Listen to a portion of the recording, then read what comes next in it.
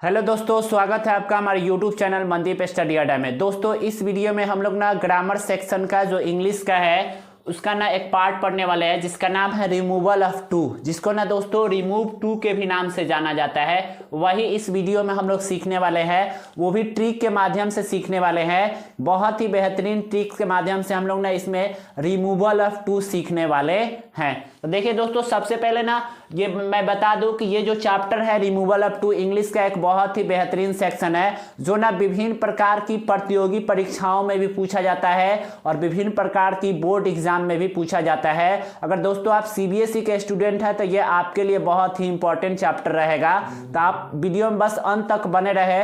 दोस्तों इस वीडियो को देखने के बाद ना आपको कहीं पढ़ने की जरूरत नहीं पड़ेगी। तो दोस्तों बस आप वीडियो में अंत तक बने रहे और देखते रहिए। दोस्तों मैं इस चैप्टर को पढ़ाने में ना यानी रिमूव टू को पढ़ाने में बस 4 ही रूल का प्रयोग करूंगा, यानी 4 रूल के साथ मैं आपको ये पढ़ाने वाला हूं और 4 रूल में ही पूरा रिमूव जो टू है वो खत्म हो जाएगा। तो आइए दोस्तों अब शुरू करते हैं। तो देखिए शुरू करने से पहले मैं सबसे पहले आपको बता देता हूं, यानी रिमूव टू का जो अर्थ होता है, रिमूव का अर्थ दोस्तों होता है, आप लोग जानते होंगे, रिमूव होता है हटाना, ठीक है। यानी उसमें और रिमूव मिस हटाना, और किसको हटाना है तो टू को हटा देना है। यानी जो सेंटेंस दिया होगा रिमूव ऑफ टू का उसमें से ना टू को हटा के और दूसरे उसको ना सेंटेंस में चेंज करना है। तो देखिए दोस्तों हम लोग ना रूल नंबर 1 अब पढ़ने वाले हैं। तो रूल नंबर 1 में जो दिया हुआ है ना, रूल नंबर 1 में यही आपको प्रयोग करना है कि जो टू होगा यानी TOO और TO उसको ना सो और कैन में चेंज कर देना है। दोस्तों रूल नंबर 1 में हम लोग यही देखे हैं कि टू को किस में चेंज करना है तो सो और कैन में चेंज कर देना है। आइए दोस्तों अब एग्जाम्पल के माध्यम से हम लोग समझेंगे कि कैसे उसको चेंज करना है। तो देखिए दोस्तों मैंने ना एक नंबर जो एग्जाम्पल लिया है, एक नंबर जो एग्जाम्पल है He is too weak to run। तो देखिए ऐसे सेंटेंस को बनाने के लिए जो सब्जेक्ट दिया रहेगा ना वही सब्जेक्ट आपको लिख देना है। यानी यहाँ सब्जेक्ट के रूप में क्या है, ही है तो ही लिख देंगे।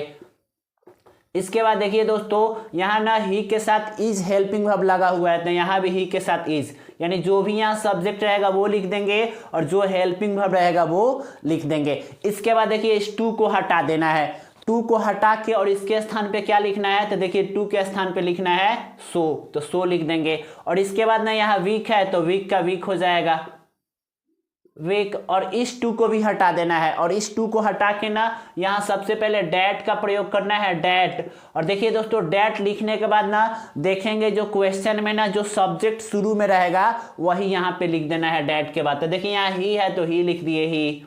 और देखिए इसके बाद ना ही के बाद ना यहाँ कैन का प्रयोग करना है और कैन के साथ नॉट भी लगाना है, यानी कैन नॉट, और यहाँ रन है तो रन। देखिए दोस्तों यही इस क्वेश्चन का आंसर हो जाएगा।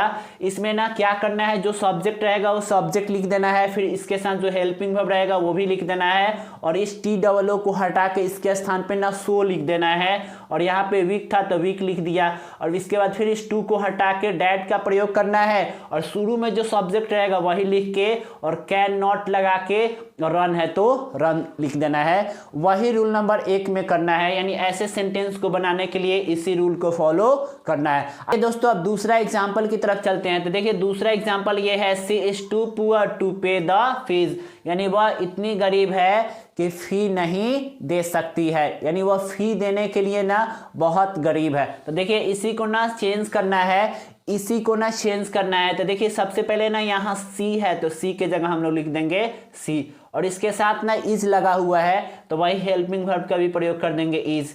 और इसके बाद ना टू, ये टू है तो टू को क्या करना है दोस्तों हटा देना है और इस टू के स्थान पे क्या लिखना है तो सो का प्रयोग करना है। तो देखिए यहाँ सो मैंने लिख दिया, फिर यहाँ पुअर का पुअर हो जाएगा, पुअर का पुअर हो जाएगा और टू, यहाँ पे इस टू को भी क्या करेंगे हटा देंगे और इस टू के जगह किसका प्रयोग करना है तो डैट का प्रयोग करना है, डैट। और इसके बाद फिर शुरू का जो सब्जेक्ट है क्वेश्चन में वही यहाँ पे लिख देंगे, यानी यहाँ सी है तो सी हो जाएगा और फिर यहाँ किसका प्रयोग करना है तो कैन नॉट का प्रयोग कर देना है, यानी आप CANNOT लिखिए अलग या एक ही में लिखिए कैन नॉट, दोनों का मतलब वही होता है।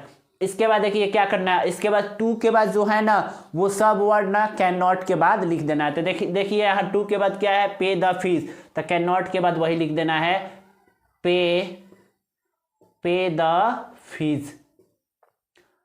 देखिए दोस्तों यही ना इस क्वेश्चन का आंसर हो जाएगा। देखिए रूल नंबर 1 में यही करना है कि अगर इस टाइप का क्वेश्चन आता है ना तो आप क्या करिए, जो सब्जेक्ट है पहले वो सब्जेक्ट लिख देंगे, उसके साथ जो हेल्पिंग वर्ब रहेगा तो वही लिख देंगे, और इस टू को हटा के जो टी डबल ओ है वहाँ पे सो का प्रयोग करना है, और यहाँ वीक है तो वीक, और इस टू को भी हटा देना है और डैट का प्रयोग करना है, फिर जो शुरू में सब्जेक्ट होगा वही लिख देना है, और कैन नॉट का प्रयोग करके जो टू के बाद जितना भी वर्ड रहेगा ना सब लिख देना है। आइए दोस्तों इसके बाद चलते हैं जो रूल नंबर 2 है उसमें क्या दिया है, यानी रूल नंबर 2 में हम लोग क्या सीखने वाले हैं वो देख लीजिए दोस्तों। तो देखिए रूल नंबर 2 में यही है ना कि जो टू और टू को ना सो और कुड में चेंज करना है दोस्तों। इसमें ना इसके पहले वाले रूल हम लोग जो पढ़े हैं रूल नंबर 1 में, यहाँ ना कुड के जगह कैन था, लेकिन इसमें कुड रहेगा। देखिए क्यों रहेगा, अब आइए इसको ना एग्जाम्पल के साथ हम लोग देखते हैं कि टू को ना सो और कुड में कैसे चेंज करेंगे। तो देखिए दोस्तों जो 1 नंबर एग्जाम्पल लिया है मैंने, जैसे है ही was too old to walk, यानी वह इतना बूढ़ा था कि चल नहीं सका। इसको भी हम लोग बनाएंगे कैसे, तो देखिए यहाँ ना इसके पहले वाले रूल में ना यहाँ हेल्पिंग वर्ब में इज एम आर था, यानी इज एम आर अगर हेल्पिंग वर्ब में रहेगा तो हम लोग ना वहाँ कैन का प्रयोग करेंगे, लेकिन अगर वाज वेयर रहेगा तो वहाँ हम लोग किसका कुड का प्रयोग करेंगे हम लोग। अगर वाज वेयर रहेगा तो बस यही आप ध्यान रखिएगा कि जहाँ वाज वेयर रहेगा जिस सेंटेंस में ना वहाँ कैन के जगह किसका प्रयोग करना है, तो कुड का प्रयोग करना है। यानी पास्ट फॉर्म में रहेगा तो कुड और प्रेजेंट फॉर्म में रहेगा तो कैन, यानी इज एम आर के साथ कैन का प्रयोग करना है और वाज वेयर के साथ कुड का प्रयोग करना है। तो देखिए दोस्तों एग्जाम्पल में जो ये सब्जेक्ट है वो वैसे ही सब्जेक्ट लिख देना है, यहाँ पे ही है तो ही हो जाएगा। और देखिए वाज के जगह भी हेल्पिंग वर्ब है तो क्या लिखेंगे हम लोग, वाज ही लिखेंगे। और इसके बाद देखिए यहाँ टू है तो टू को क्या करना है, हटा देना है, तो ये टू को हटा देंगे और इसके जगह पे किसका प्रयोग करना है, तो सो का प्रयोग करना है, तो यहाँ पे सो लिख देंगे। इसके बाद देखिए सो लिख दिए और फिर यहाँ ना टू हट गया, अब ओल्ड बच रहा है तो ओल्ड हो जाएगा यहाँ पे, और यहाँ ना इस टू को भी हटा देना है और डैट का प्रयोग करना है। डैट का प्रयोग करने के बाद फिर यहाँ हम लोग क्या लिखेंगे, तो दोस्तों ये सब्जेक्ट लिखेंगे, यानी ही है ना तो यहाँ पे ही लिख देंगे, यानी शुरू वाला सब्जेक्ट ही लिखना है। और इसके बाद देखिए ही, और इसके बाद ना यहाँ वाज वेयर रहेगा तो किसका प्रयोग करना है यहाँ पे, तो कुड, यानी यहाँ पे हो जाएगा कुड और नॉट, कुड नॉट। और इसके बाद ना टू के बाद जितना भी वर्ड रहेगा वो सब लिख देना है, तो यहाँ देखिए टू के बाद केवल क्या है, वाल्क, तो केवल वाल्क ही लिख देंगे और यही इस क्वेश्चन का सही आंसर हो जाएगा। अब आइए चलते हैं दूसरे एग्जाम्पल की तरफ। इसमें भी मैंने 2 एग्जाम्पल लिया हुआ है। देखिए यहाँ भी सब्जेक्ट दे है तो दे हो जाएगा, दे का दे। फिर देखिए यहाँ पे वेयर है हेल्पिंग वर्ब तो वेयर का भी क्या हो जाएगा, तो वेयर ही हो जाएगा। और देखिए यहाँ टू है तो टू को क्या करना है, रिमूव कर देना है, यानी हटा देना है, और इसके जगह हम लोग किसका प्रयोग करेंगे, तो सो का प्रयोग करेंगे, तो सो हो गया। और फिर यहाँ ना लेजी है तो लेजी का लेजी हो जाएगा। फिर देखिए यहाँ पे इस टू को भी हटा के क्या प्रयोग करना है, तो डैट का प्रयोग करना है, डैट। और डैट के बाद ना हम लोगों को क्या लिखना है, तो सब्जेक्ट लिखना है, तो ये जो शुरू में सब्जेक्ट है वही लिख देंगे, डैट दे। और इसमें भी किसका प्रयोग करना है, अब वाज वेयर है तो कुड का प्रयोग करना है, तो यहाँ कुड लिख देंगे, कुड। और इसके बाद नॉट लगा देना है, कुड नॉट। और इसके बाद टू के बाद जितना भी वर्ड रहेगा सब लिख देंगे, यानी टू के बाद है विन द मैच तो यहाँ पे हो जाएगा win the match, win the match हो जाएगा। तो देखिए दोस्तों यही इस क्वेश्चन का ना सही आंसर होगा। तो रूल नंबर 2 में बस इतना ही दोस्तों। अब देखते हैं रूल नंबर 3 क्या है। रूल नंबर 3 में देखिए क्या दिया है। रूल नंबर 3 वाले में जो भी सेंटेंस आएगा ना रूल नंबर 3 में, उसमें ना केवल TOO रहेगा, यानी उसमें ना केवल TOO रहेगा। और वो भी दोस्तों ना यहाँ लिखा है बीच में रहेगा, यानी बीच का मतलब ना सबसे शुरू में भी नहीं रहेगा और सबसे लास्ट में भी नहीं रहेगा। यानी TOO जो रहेगा ना सेंटेंस में, वो सबसे शुरू में भी नहीं रहेगा और सबसे लास्ट में भी नहीं रहेगा, बीच में कहीं भी रहेगा। तो उसको हम लोग कैसे बनाएंगे, आइए रूल नंबर 3 में वही देखने वाले हैं। जैसे देखिए दोस्तों एग्जाम्पल के साथ मैं आप लोगों को क्लियर कर देता हूँ। एग्जाम्पल में देखिए दिया है the tea is too hot, यानी ये जो टू है ना वो सबसे शुरू में भी नहीं है और सबसे लास्ट में भी नहीं है। तो इसको कैसे बनाएंगे, तो देखिए इसको भी बनाने के लिए ना सबसे पहले जो यहाँ सब्जेक्ट है ना वही लिख देंगे, यानी द टी, तो द टी लिख देंगे यहाँ पे। और इसके बाद जो हेल्पिंग वर्ब है ना इज, वो भी इसके साथ लिख देंगे, यानी इसका इज हो जाएगा।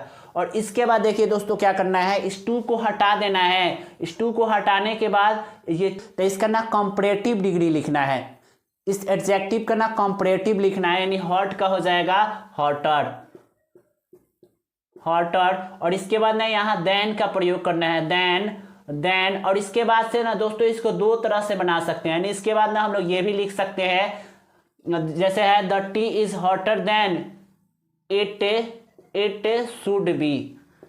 शुड बी, यानी ये इसका आंसर हो जाएगा the tea is hotter then it should be. और नहीं तो यहाँ देन के बाद ना हम लोग ऐसे ही बना सकते हैं, जैसे इट इज प्रॉपर। देखिए इसको दो तरह से आंसर बना सकते हैं और दोनों ही सही है। जैसे देखिए दोस्तों जो एग्जाम्पल नंबर 1 में दिया था the tea is too hot, यानी चाय बहुत गर्म है। तो देखिए इसका ना हम लोग आंसर दो तरह से बनाए हैं। एक पहले ये हो सकता है the tea is hotter then it should be, यानी जो चाय है ना वो इतना गर्म है कि इससे अधिक गर्म नहीं हो सकता है या इससे अधिक गर्म नहीं होना चाहिए। इसके बाद देखिए जो दूसरा होगा इसका answer the tea is hotter then it is proper. तो देखिए दोस्तों ऐसे ही ना हम लोग इसको दो तरह से बना सकते हैं। तो आइए अब दूसरा नंबर एग्जाम्पल को भी ना बनाते हैं ऐसे ही। जैसे ही इज टू लेजी है क्वेश्चन में, तो यहाँ ही है सब्जेक्ट, तो ही का ही हो जाएगा, और यहाँ इज है हेल्पिंग वर्ब, तो इज का इज हो जाएगा। और देखिए टू को क्या करना है, हटा देना है। तो यहाँ पे ना लेजी है, तो लेजी का हो जाएगा लेजियर, यानी यहाँ पे ना इसका कंपैरेटिव डिग्री लिखना है।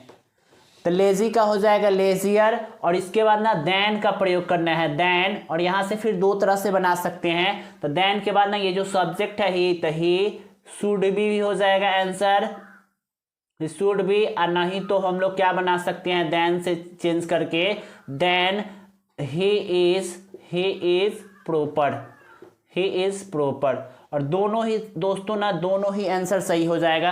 देखिए यहाँ पे द टी था ना, इसलिए मैंने यहाँ सब्जेक्ट इट लिया है और यहाँ भी इट लिया है, लेकिन यहाँ तो सब्जेक्ट ही है इसलिए यहाँ भी ही हो जाएगा और यहाँ भी ही हो जाएगा। तो दोनों में से किसी भी एक तरह से आप बना दीजिएगा, पूरा सही होगा। ये नहीं कि ये गलत है ये गलत नहीं, दोनों सही है। यानी दोनों में से एक किसी भी तरह से आपको ऐसे सेंटेंस रहेगा तो बना देना है। आइए दोस्तों अब चलते हैं नेक्स्ट रूल की तरफ। तो जो रूल नंबर 4 है ना, देखिए रूल नंबर 4 में जो सेंटेंस रहेगा ना, इस टाइप के जो रूल में सेंटेंस रहेगा उसमें ना टू रहेगा, और टू कहाँ पे रहेगा, तो टू सबसे अंत में रहेगा। तो देखिए दोस्तों उस टू को ना किस में चेंज करना है, तो उस टू को ना ऑल्सो में चेंज कर देना है। तो आइए अब एग्जाम्पल के माध्यम से हम लोग देखते हैं। तो देखिए जो एक नंबर एग्जाम्पल मैंने लिया है, जैसे रहेगा आई लव यू टू, यानी इसको अब हम लोग कैसे चेंज करेंगे। तो देखिए इसको कैसे चेंज करना है, यानी इसका जो हिंदी हो जाएगा ना दोस्तों आई लव यू टू, यानी मैं भी तुमसे या आपसे प्यार करता हूँ। और इसके बाद देखिए इसका ना प्रयोग हम लोग कैसे, इसको हम लोग कैसे बनाएंगे वो देखने वाले हैं। तो देखिए जो ये आई रहेगा तो आई सब्जेक्ट है तो आई का आई लिख देंगे, और इसके बाद देखिए दोस्तों इस टू को किस में चेंज करना है, ऑल्सो में। तो वही सब्जेक्ट के बाद अगर हेल्पिंग वर्ब रहेगा तो हेल्पिंग वर्ब, अगर हेल्पिंग वर्ब नहीं रहेगा तो सब्जेक्ट के बाद ही ऑल्सो का प्रयोग कर देना है टू के स्थान पे।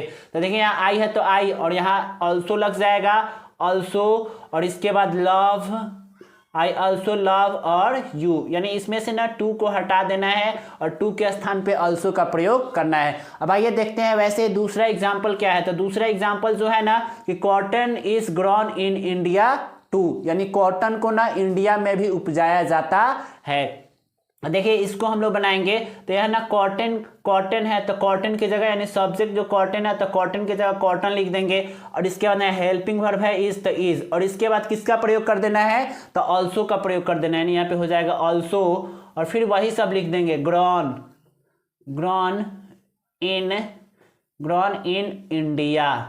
ग्रॉन इन इंडिया, और यही इस क्वेश्चन का सही आंसर हो जाएगा। तो आइए दोस्तों अब तीसरा एग्जाम्पल देखते हैं। इसमें मैंने 3 एग्जाम्पल लिया है। देखिए इसमें भी जो टू है ना वो सबसे लास्ट में है, यानी जो सेंटेंस है I have gone to Delhi too, यानी मैं भी दिल्ली गया हूँ। तो देखिए इसको कैसे चेंज करेंगे। तो यहाँ आई है सब्जेक्ट तो आई, और यहाँ हेल्पिंग वर्ब हैव है तो हैव, और इसके बाद किसका प्रयोग करना है, तो ऑल्सो का प्रयोग कर देना है, ऑल्सो का प्रयोग कर देना है। और इसके बाद ना यहाँ गॉन है तो गॉन हो जाएगा, और फिर यहाँ से ना इस टू को क्या करना है, ये तो टू दोस्तों ये गॉन टू के लिए है तो ये तो लिखेंगे टू, और इसके बाद यहाँ दिल्ली है तो दिल्ली, और इस टू को क्या करना है तो हटा देना है, और यही इस क्वेश्चन का सही आंसर हो जाएगा। यानी इस टाइप में जितना भी यानी रूल नंबर 4 के अंतर्गत जितना भी आएगा ना क्वेश्चन, सबके लास्ट में टू रहेगा और उस टू को हटा देना है और उस टू के स्थान पर ना एक नया वर्ड यूज करना है जिसको हम लोग अल्सो के नाम से जानते हैं। तो देखिए दोस्तों, यही था रिमूव टू। मैंने बहुत ही बेहतरीन तरीके से आपको बता दिया है।